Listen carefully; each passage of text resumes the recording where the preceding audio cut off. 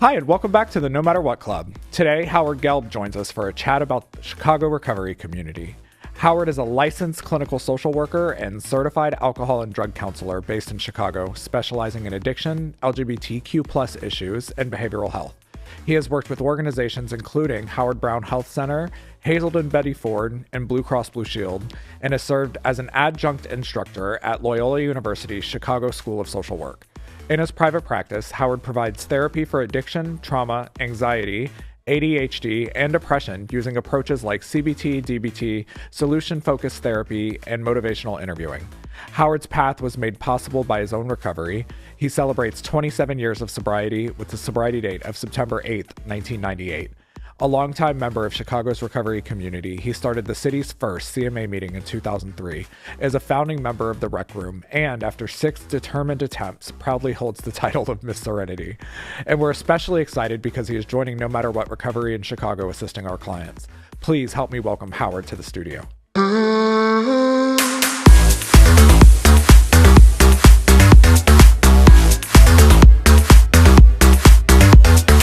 Hi, everybody, and welcome back to another episode of the No Matter What Club. I'm so excited today for our 3 guests. We have my beautiful husband, Anthony, the co-founder of No Matter What Recovery.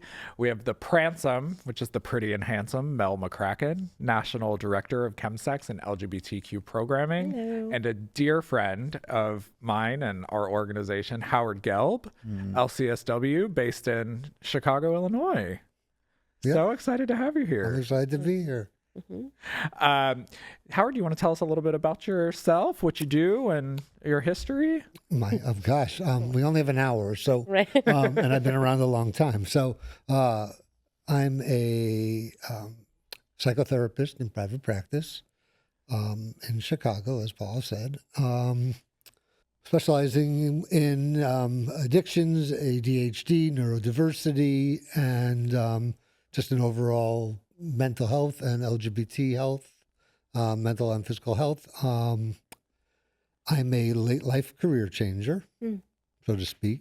I had worked about 15 years in various other fields, and my last position being in project management, and I got laid off in 2003 and decided to go back to school and got my master's in counseling and social work.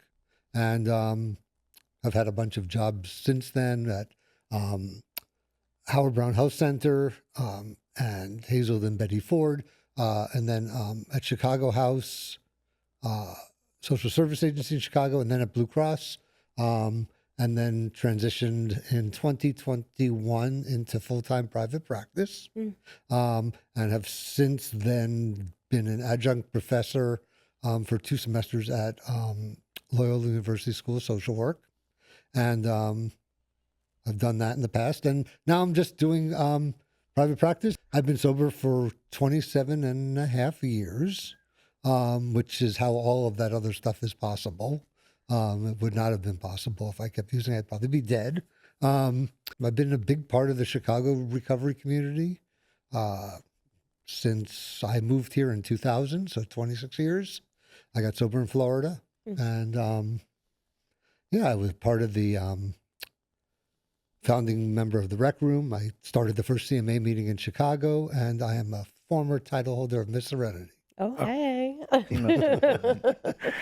Tell everyone what your drag name was. Tsunami. Like a natural disaster. She storms the stage. With your specialties in your treatment, you had mentioned ADHD, neurodivergency. I'm always interested in hearing what attracted you to that to make it one of your specialties. Because I'm ADHD, have always been, and a lot of my self-medicating was related to that and the challenges that came with being a poor student and moving through the world at a pace that's a lot faster than everybody else did in some ways, yet being developmentally a little bit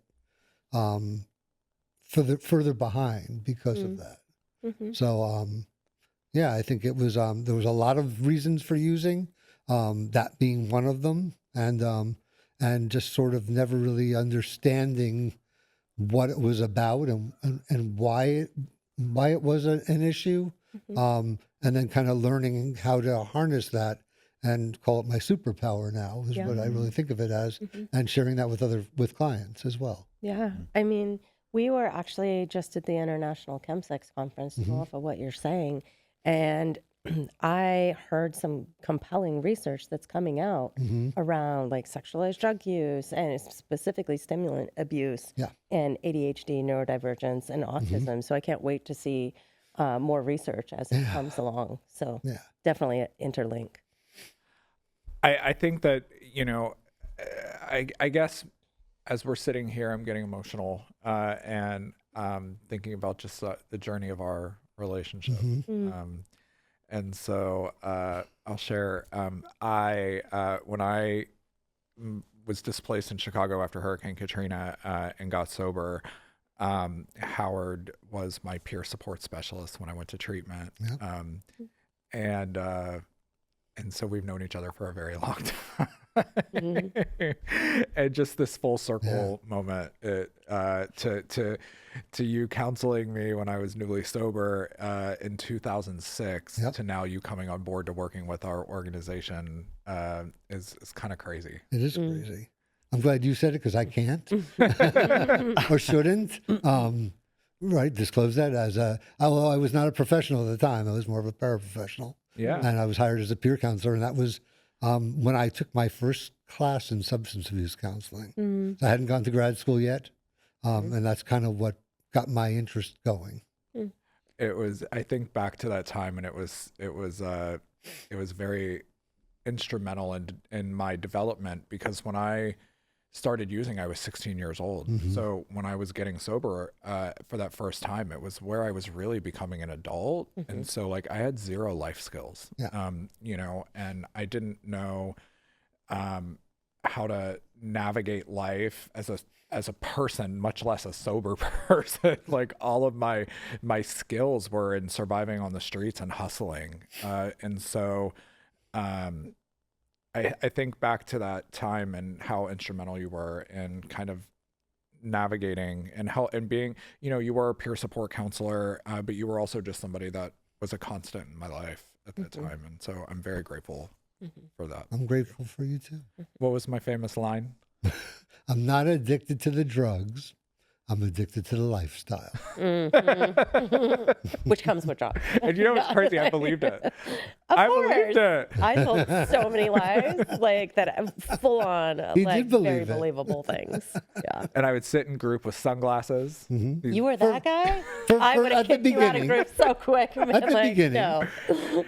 And it's just that time, when I talk about the services that we provide at No Matter What Recovery, I remember like just sitting in those groups and not really being able to concentrate, but being able to, I think for me, the biggest piece in that time was like the accountability, right? Like I knew I had to be somewhere at 6 p.m. And so it was that accountability piece, I think, was like the first skill that I remember learning and doing an IOP program. I had my own housing, luckily. So like I wasn't like in sober living where they like woke me up and made sure I got to group on time. It was like me having to get myself there. And I'll never forget that. Like I was just like, I had to be on time, and it was something that was really important to me. It was also a kind of a revolutionary test group, because you were in one of the first cohorts of, it was part of, they had started Recovering with Pride at Howard Brown. And then they created a sub-program called Crystal Clear, which was, I think, a grant through the city of Chicago, the Department of Public Health, and SAMHSA, and which is when I learned about funding and stuff like that. But and the Matrix model, which was kind of the first sort of model. Still tried and true. Yeah. Yeah. And we were trained on that.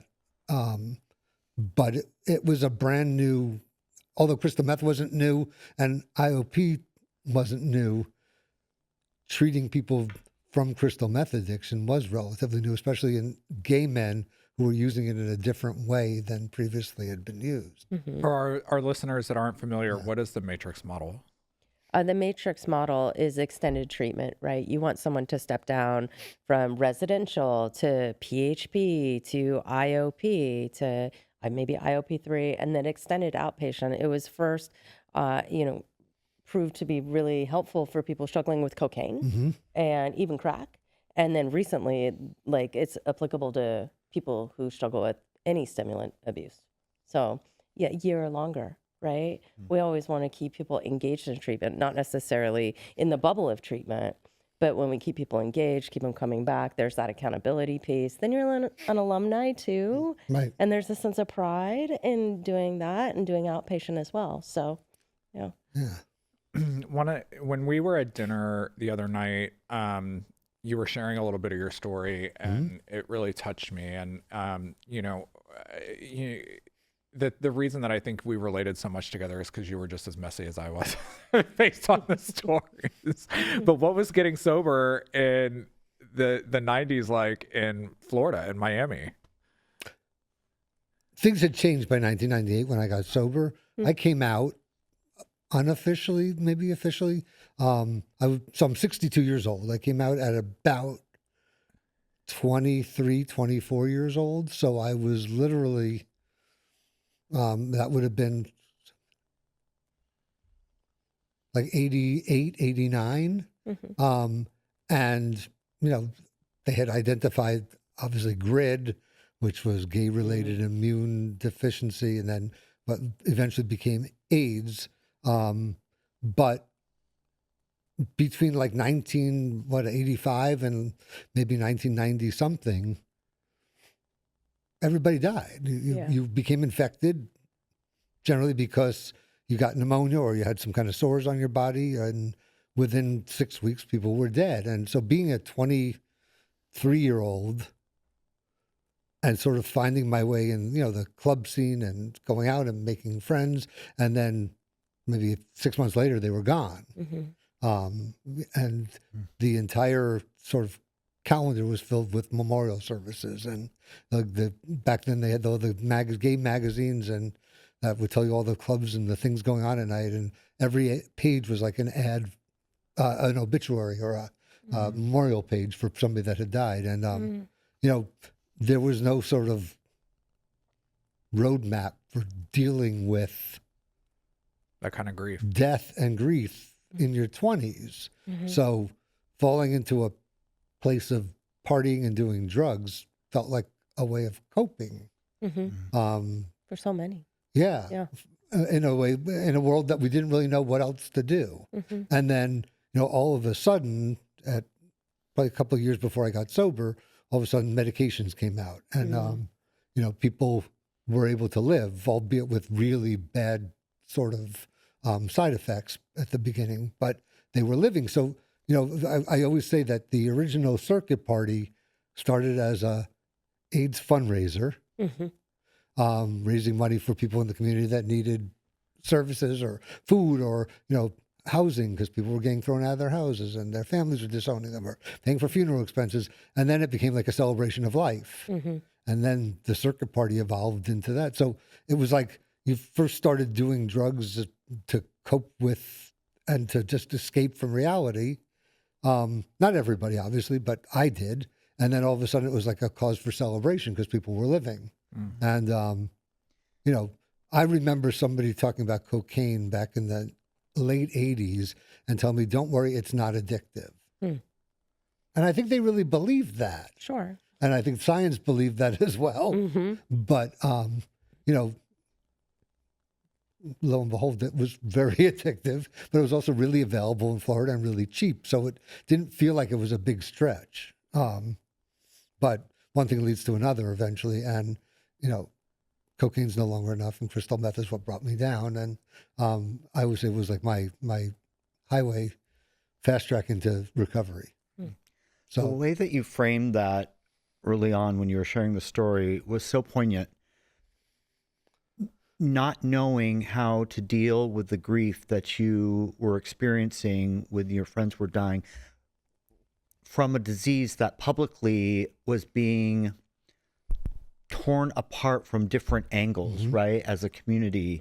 And then, people were hiding not only their sexuality, but also this disease. Mm-hmm. And so, as a baby gay, if I may call you at that time, Yeah. the way that you said that, it just made me think about how, this is why it's so important for people that come after us to know about gay history or queer history, LGBTQ history, because really it's generational. Yeah. And generational doesn't have to be blood family. Generational, in my eyes, can be this, passing the story down, Right. and how it affected you kind of affects generations to come afterward. And so it's so important for us to know that history. Yeah. And you lived through it. Yeah, I mean, You I lived came to out tell. and literally you kind of go back in because to have sex means to die. Right. I had a person tell me once, I had to look at every man that I was attracted to as someone who was going to kill me. And that just really broke my heart. Yeah. Also in the Florida area. Yeah. But I'll never forget when he shared that with me. And I was like, wow, there was so much gravity to that. The first time I knew that it was kind of how impactful it was, we went to we were in a restaurant for brunch or something on a Sunday, and everybody's plates are clanking and their silverware is clanking, and we were being served on paper plates with plastic silverware. Wow. That was the first time I realized the stigma that was attached to it, Wow. and how it impacted me. And it kind of just went south from there because you couldn't talk to anybody about it because it wasn't a thing, and nobody was talking about it all the way from the president of the country all the way down, and it was a big. It was something to be ashamed of, and there was no one to discuss it with. Right. So it wasn't until I was sober for about 10 years, I found at the time at TPAN a survivor's guilt process group, a guilt for a process group or a group for people that had been not necessarily diagnosed with, but had survived the epidemic and were grappling with the grief of not having a lot of contemporaries in their age group because they had all died. Yes, So it was kind of interesting. Yeah. It's ambiguous grief that everyone is just carrying that has 1,000 faces to it.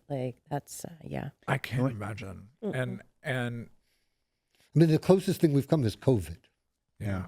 That was, Even in that, yeah. I saw a lot of people who had lived through the crisis, right. just all of that trauma from the crisis reemerged. It sure did. Even with PCR testing and things like that. I saw a lot of activation and really underneath, deep down buried traumas and grief arrive. Yeah.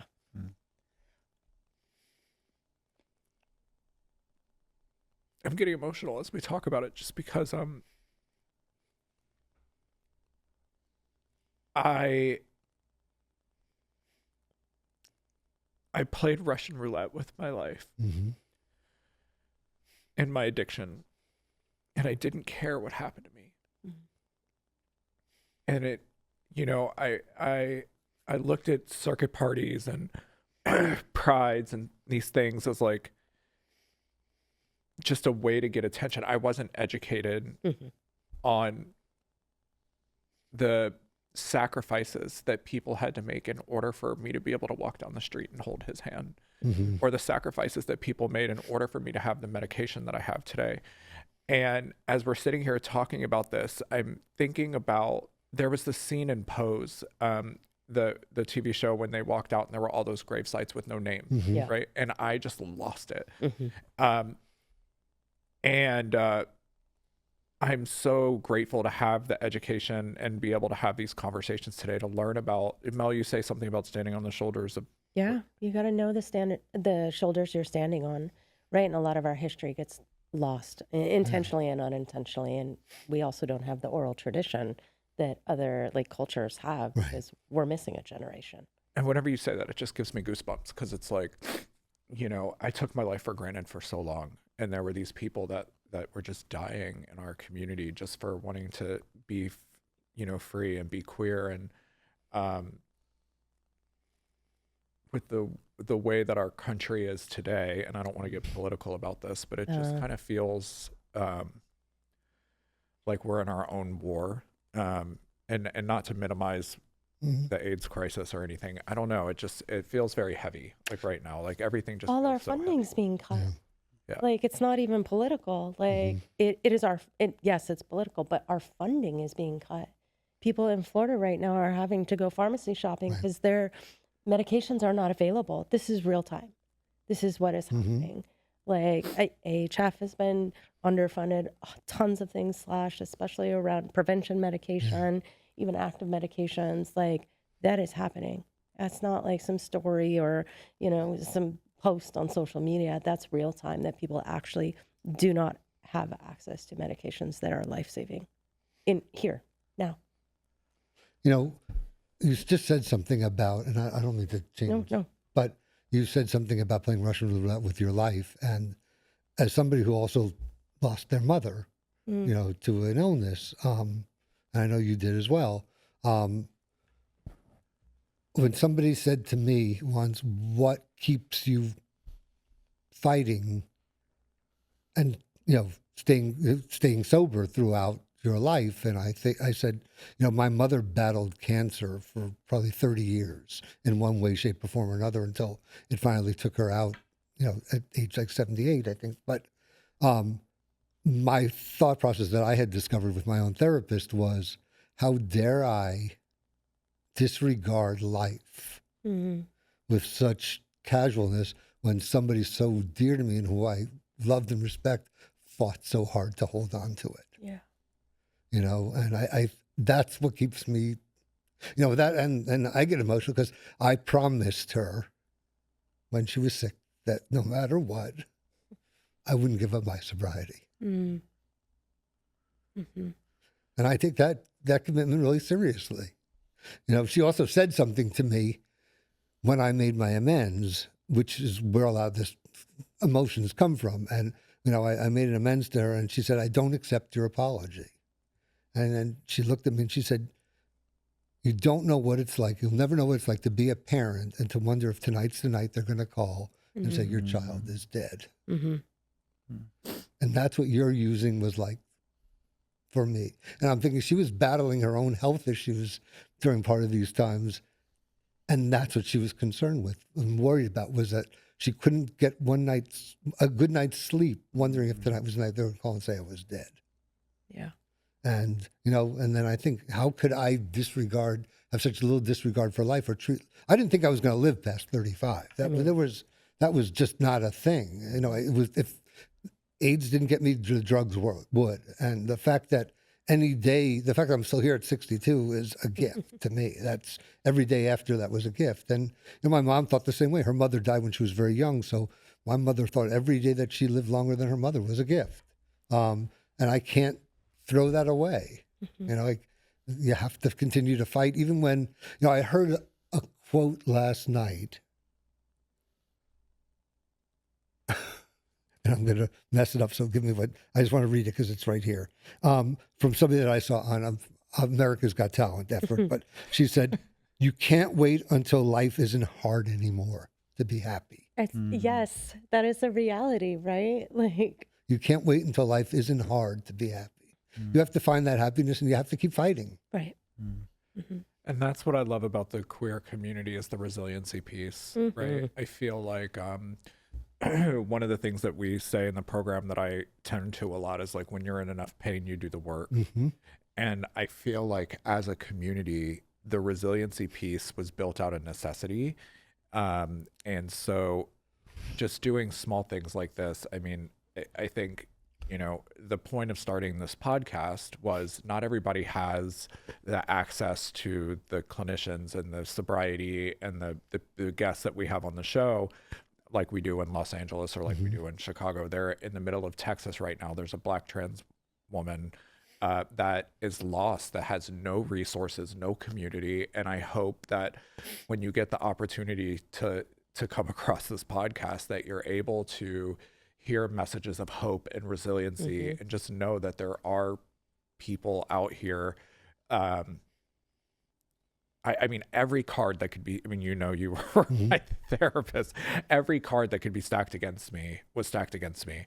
I didn't think I was going to be alive to the age of 18. And when we talk about life as a gift, for me, it really is. And I'm just so grateful to be able to have the gift of sobriety and the gift of desperation. And I don't know And the why. gift of the community that makes all that happen. Mel, what's the percentage of people that get sober, stay sober? What there's Short term, long term. yeah. Like, I mean, 3% or- yeah. In the short term, it's between, I don't know, 20 to 30%, right? And we're just looking at like, no, they're not going out on a run, just like a return to problematic use, right? And in the long term, it's between 3 and 5%. Yeah. It depends on what you used, how you used, and all those things. But I mean, those numbers they're not great, right? But I think what you were saying with like community, right? That's where we heal. We heal in those communities. And it's like we're wounded in so many relationships. Right. And the way that we repair is in relationships. So we want to put people back into a supportive, loving community. And those odds start to go up, right? Because they have support and they have nurture and they have care all around them, right? Resiliency, there's 3 qualities to that. There's community, right? There's your like chosen family. There's education and social action. And if you have these 3 ingredients for someone who has been isolated and alone and completely withdrawn from, any sort of community that I would say lives a lifestyle of sobriety, then those 3 things are going to be really important in your recovery journey because they're going to pull you back in and give you purpose and meaning. There are organizations in our community that were built because of what happened to you back when you were, in your darkest days, right? And it was action, it was community, it was people starting organizations in literally in a closet, like at the Los Angeles Center. the Los Yeah. Angeles Yeah. LGBT Yeah. Center, and look at how it becomes today. I'm sure Howard Brown, or not Howard Brown, but the Center on Halstead is a similar organization that started And in Howard Brown. action And Howard Brown. in community. Yeah. There's Project Angel Food in Los Angeles that delivered homebound meals to people with AIDS. That's right. That probably started in a small kitchen, but it was because of the AIDS epidemic. It was because of community. It was because of action. Yeah. And so I think that's so important. And it's so important that we acknowledge our environment around us and what brick and mortar establishments are around us and why they're here. Right. Yeah. So Yeah. I love that. I think it's a great point. Shout out as well to Alliance for Housing and Healing and Best in Drag Show. we can't forget about that. If you ever wonder where the name Katrina Debris came from, Howard dubbed me Katrina Debris. Did you really? Oh, that's amazing. Humble beginnings Who were over both here. natural disasters. I love it. Since this podcast is about, our launch in Chicago, do you want to share a little bit about just the evolution of the Chicago recovery community since you've been around? Mine doesn't go that far back. I've lived here 26 years, so I can only speak to that. But there are people, that are still part of this community that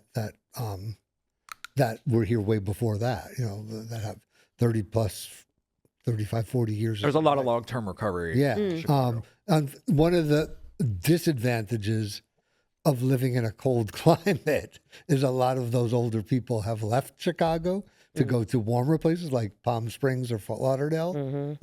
So, it's kind of been on the people sort of my age group or generation to keep things going in a lot of ways. And, but, from what Chicago always had a very strong recovery community.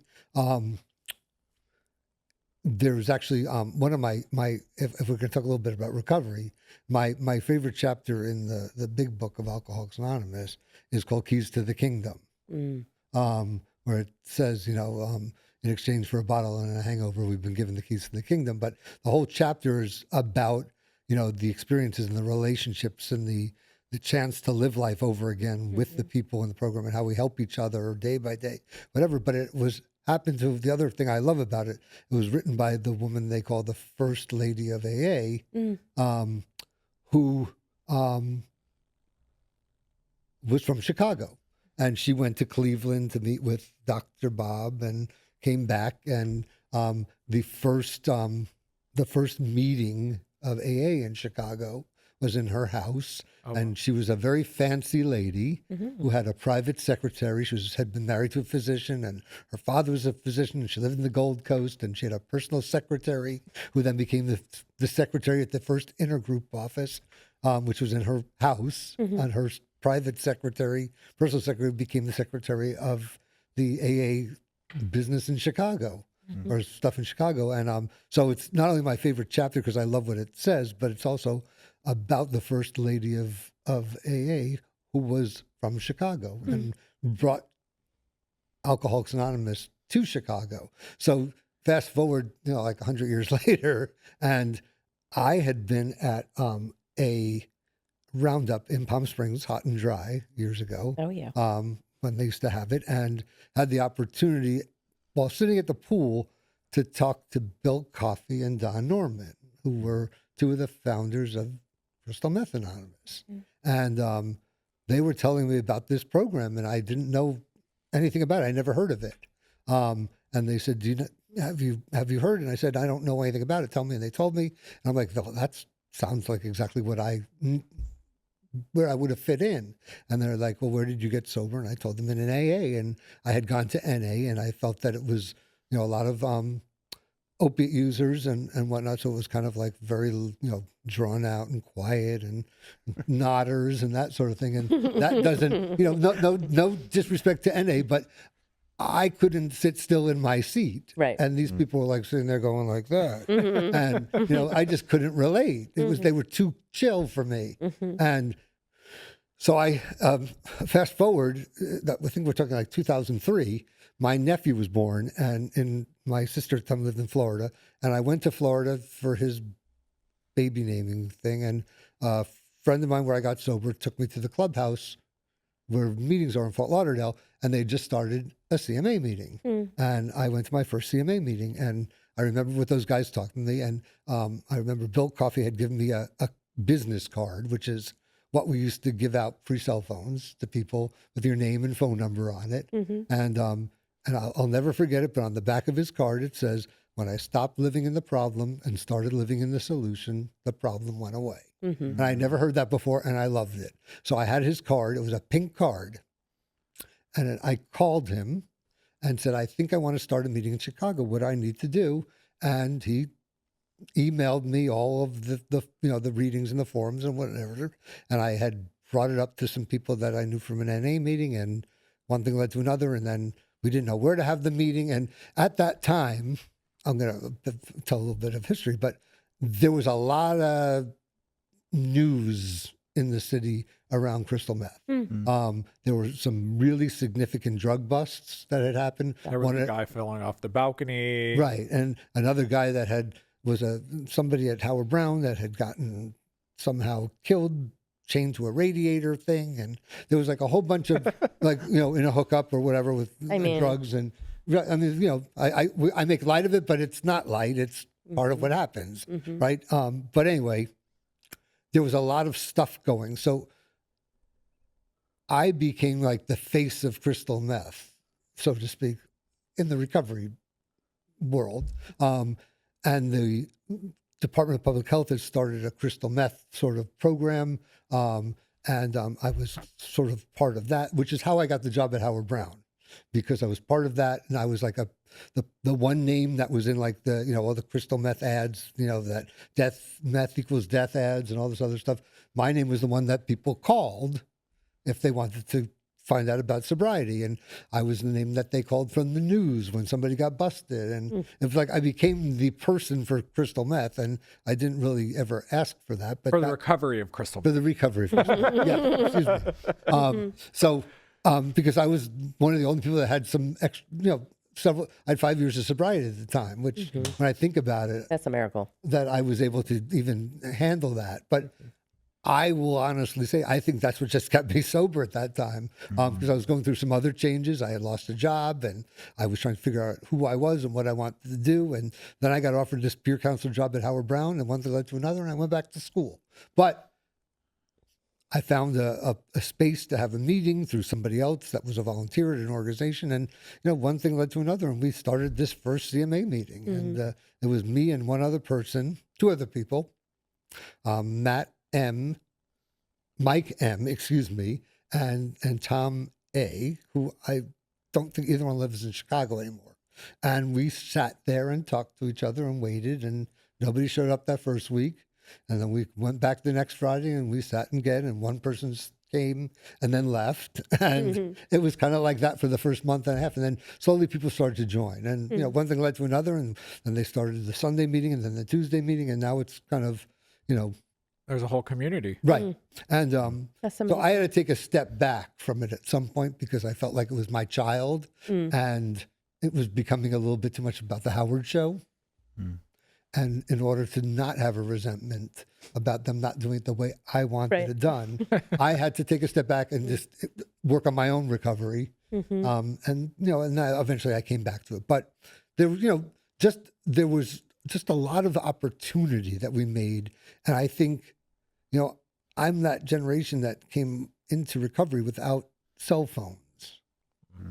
And then in my early part of my recovery, we had flip phones or the big brick phones or whatever. So there was nobody like on apps. So my using wasn't about apps. Right. It wasn't even about, I didn't know what America Online was until I got sober. So it was either clubs. Oh, wait, is that what AOL stands for? Yeah. Okay, sorry. And they had chat rooms and that came after I'd gotten sober. So my use, I think I'm like one of the last generation whose my use was solely by hooking up with people in bathhouses or bars or even the phone lines didn't work because they were people from all over the country. Right. So I'm grateful for the fact that I got sober then because there was a sense of fellowship and engagement. And we would, you were here for the early days of that when we would sit at Caribou Coffee. We sit at the ice cream place for hours. Just talking and after meetings and whatever, because that's what we knew how to do. We didn't have any place to go. There were no Netflix. There was nothing distracting us. There was something really special about that time because it was like, we were building these relationships. I mean, if I think about the relationships that were formed at that time for me, it was you and Ludwig and Jono and Matt B and Kylan and Daniel, and a lot of those people are still in our lives today and have been on the podcast, and there Brian is another one who we see all the time in LA, and the thing that I love about that time was like, it was for me, when I was in my addiction, all I wanted was to be loved. Yeah. And when I came into the rooms, you guys just kind of pulled me in. It was the first time that I had ever had a community. It's what we say, let us love you until you can learn to love yourself. Yeah.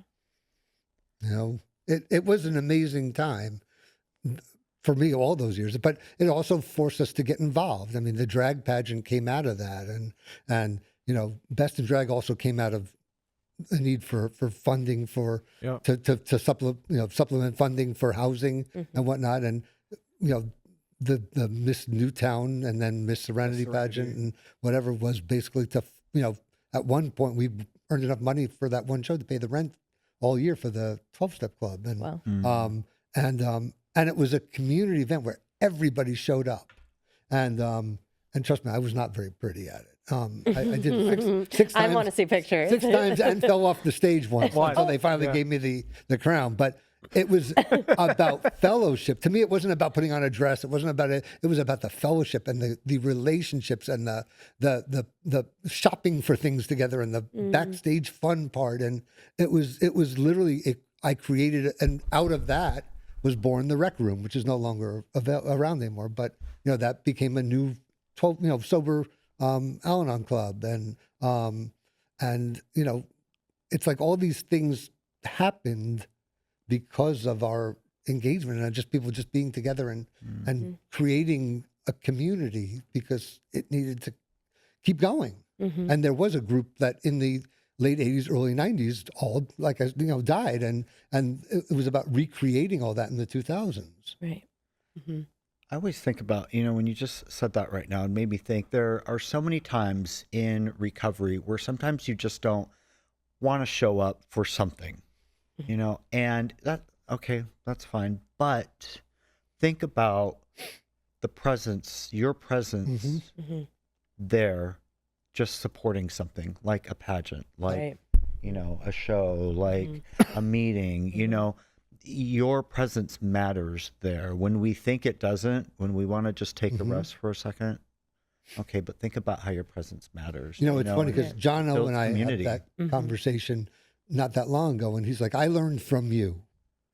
Because when he came into the program, 5 years after me, he said, you showed up for everything. And I think, people are like, you still are involved after 27 years. I'm like, I have 27 years because I've stayed involved. Right. Yeah. Yeah.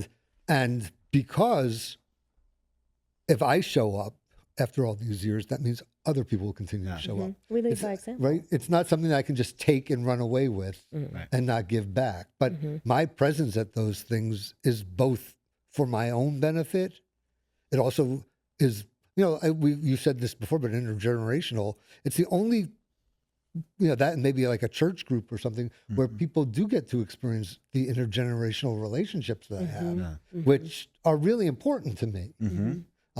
We keep you young. Yeah. It's true. But it all of that's just really important because it's community, and that's what community is to me. And my sober community is everything to me. It really is. And if I ever was to entertain the idea of like, well, maybe I can go out and use just once or something like that, all I keep thinking of is, yeah, but all of this goes away, and I'm not willing to let go of any of it. It means too much to me. Yeah. So I show up when there's an event. Even if I just stop by, but I show up. I buy a ticket, and it's and if I can, I buy somebody else a ticket or whatever. But it's about showing up and not even if it's something I don't want to do, I still show up. It's important to not fade away. Yeah. It really Yeah. is. Living proof right here. And you know what? When I've needed people, I had a hip replacement 2 years ago, and the entire community came forward and was there to help me walk my dog and to go grocery shopping and to come sit with me and help me when I couldn't get around easily or drive me to a meeting and stuff. So that is what we do for each other. It's like, this is my family away from my family. I love what you just said about like having access to that intergenerational community, because where else do people actually have that? Like I have built my whole like chosen family with like 65-year-old women that I would have never come in contact with had I not walked into a room, into a meeting. And it has been the most reparative thing for me in my recovery, and having access for so many young queer folks, especially in those meetings. Like we are pretty siloed by demographic and by ages, right? But it's an even playing field. Even in though the they give me shit and they're like, all right, here he goes, picture it, Sicily. Here comes Gladys. Here comes the story. Sit back, kids. Here comes the story. But you know what? I think they secretly love it. Of course because they do. right? Yeah. But they give me shit about it. And I like that they give me Can I say shit? Yeah. Yeah. I like that they give me shit about it. Because again, that's what I thrive on. I love telling stories, and I love that they do secretly want to hear the stories. Yeah. I see a lot of value in being relatable. Obviously clinicians that work in substance use disorder don't have to have substance use issues or substance abuse issues. But for me, I did relate to people that had gone through some of the things that I had gone through. So that, if I ever want an honest opinion, I know that I can call you and you can tell me, girl, get your shit together. You know what I mean? Because you're just someone that has always been honest with me, from a personal and I've called you for professional advice. I've called you for personal advice. I was thinking back and, you've met my mother, I've met your sister, like, my niece. Your niece. Yeah. And, just to think about like, the amount I'm thinking back to the relationships that I have that have been in my life for over 20 years, and there's very few, because I've either like burned them down and you know, or whatever. But you know, I'm just, this has just been a very reflective episode for me, because it means a lot. It means a lot to me too. Sorry. Yeah. And to see, from that person sitting in the corner, because we had seats around the room, but there was a table in the corner. And Paulo always sat in the chair next to the table, almost so we could hide behind the lamp with the sunglasses on. But on the side closest to the door, because he couldn't sit still and he had to get up about 16,000 times. Right? And that, again, this is before we had people running around with cell phones. So they had to be present. So the only way to check out was to actually leave the room. Right. Yeah. And but to see that person who said that silly thing, I'm addicted to the lifestyle, not the drugs, but also tell stories about, your, what do they call that when you, what you did at 16? Emancipation. Thank you. Right. From your parents. Sorry, I was trying to do charades. Yeah, me too. I was like, what is it? And tell, and see that person, with not even a GED at the time, turn to become this person. I don't know if I would have bet that this is how it was going to turn out. I don't know either. Yeah. I mean, none of us know, but I remember thinking, I don't know if this one's going to make it. And there were a couple of false starts. But, you did exactly what they keep saying, is that keep coming back. Right. You just kept coming back despite the false starts. It didn't deter you. And you know what's crazy is I was when I was, so I had some years sober, and then I relapsed and was out for 3 years. And the minute that I relapsed, the program became my enemy in my head, right? Like, I would tell myself all these narratives. Those people don't love me. I'm a piece of shit. They're never going to show up for me. It was very easy to create that narrative when I was out so that I could continue to self-destruct. I needed to create an enemy so that when I walked away, I didn't feel Shame. Right. It's about shame. Yeah, I want to absolve myself, so I'm going to create a villain. Using, right? Yeah. There's nothing worse than a belly full of beer and a head full of AA, as they That's say. what they say. Or right. There's it's shame. It's like a shame spiral. So the first thing you want to do is discontinue that thought of shame and cut out that whole. Yeah. Blame is a discharge of shame. So if I can blame you, then I don't have to hold this. But the reason why I hesitated there for a second is because it was also that program that I had in my head, and mainly the fellows that I had met in recovery when I relapsed, that brought me back to the center of the boat. So yes, I think on one hand I was, sort of like, oh gosh, get it out of my head. But at the same time, it was the action of the community that pulled me closer to get closer back in when it was time. I remember you sharing that before, and I'm so glad that you allowed them to, because I didn't. And what, I know your relapse wasn't very long, and that 3 years for me seemed like an eternity. Yeah. Sure.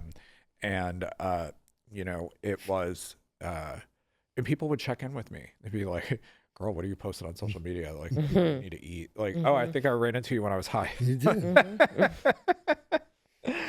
And just to sit here with over 10 years sober, and I share this in my show all the time. Like, I don't know how to get sober unless I'm dying. And that's just the kind of addict that I am.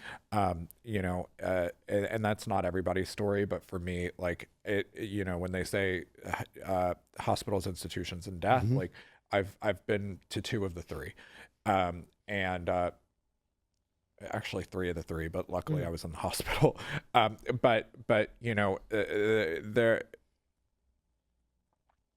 the principles that I apply today are like, I want to live like the life, and I share this a lot on the podcast. It's like they say, like, the bumper sticker slogan, like, you get a life beyond your wildest dreams, right?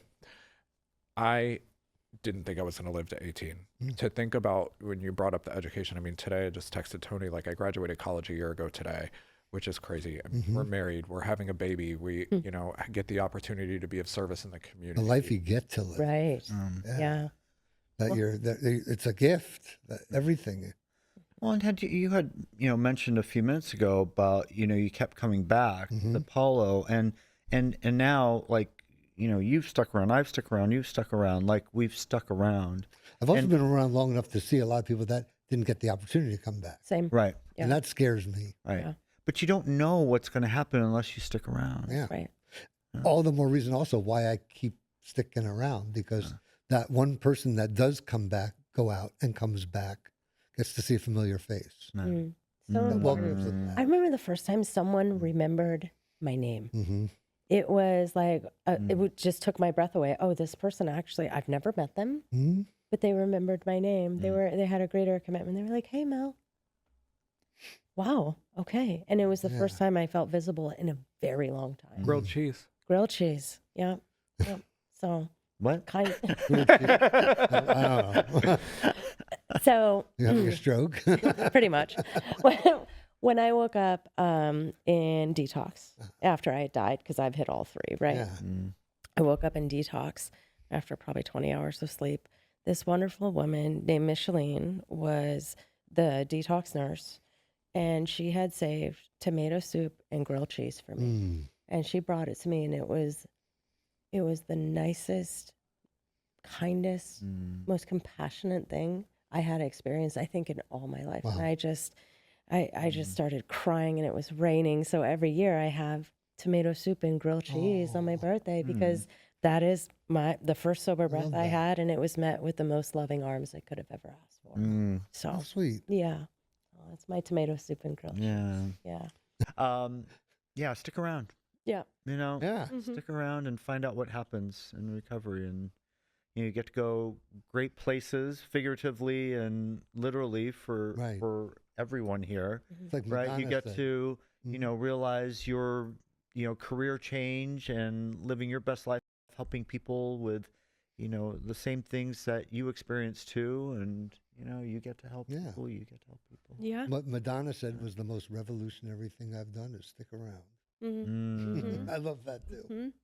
I'm a little bit of an Instagram quoter. I mean, live to tell, stick around, like yeah. My clients think I'm very insightful sometimes. Well, when I I read it on That's Instagram. magic. when I think of Howard, I think of Material Girl. And so what I will say is we're so glad you're part of the No Matter What family. We're so excited and honored and privileged to be servicing the Chicago area. And thank you so much for I'm so spending my excited that you're time. here. Yay. Yay. And, It's the full circle moment. It is. It is. Thank you for joining the No Matter What Thank Club. you We'll see you for soon. having Bye. Hiya. Bye.